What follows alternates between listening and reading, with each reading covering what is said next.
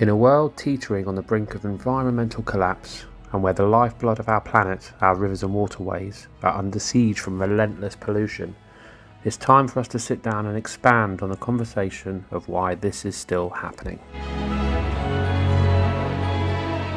It has been reported that English waters are amongst the least healthy in Europe, and with the challenges of climate change ongoing, this is only going to get worse. In 2021, the Rivers Trust compiled a report that found only 14% of the UK's waterways were considered to be in good ecological health, but every single one of them fails to meet the required chemical standards. With water companies paying out almost £100 million in dividends, maybe our priorities are wrong.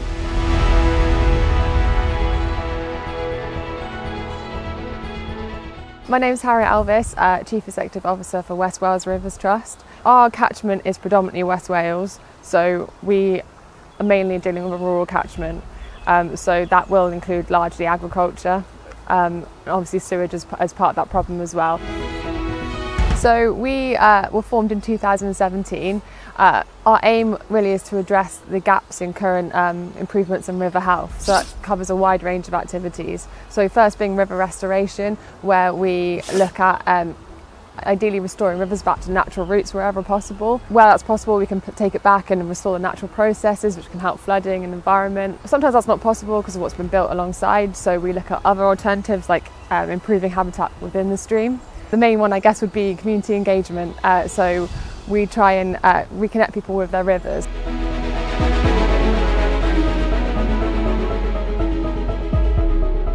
The biggest issues in our rivers sort of depend on if you're looking at a more urban or a more rural catchment. That can impact the types of pollutants getting in, for example. But mainly they centre around habitat issues and water quality. When we're looking at health of rivers, one key way we can do it is through visual searches. There's lots of chemical tests you can do as well, but often you can see the impacts of pollution in a visual manner. For example, sewage in rivers often looks grey. People assume it will look brown. But then when you get down to a chemical perspective, one that's often not talked about and quite an emerging bit of research is the pharmaceutical pollution as well. So things like estrogen, for example, is quite high in South Wales from medication from the pill, for example. Antidepressants are making fish behaviour changes and all sorts of other emerging impacts. While we try and move forward in our daily lives, is it us that's causing the problem? Our need for more? The requirement to have it quicker, building more to accommodate more. In 2022, the Welsh Water Boards discharged sewage into our waterways for a total of 613,618 hours. That's the equivalent to 25,567 continuous days.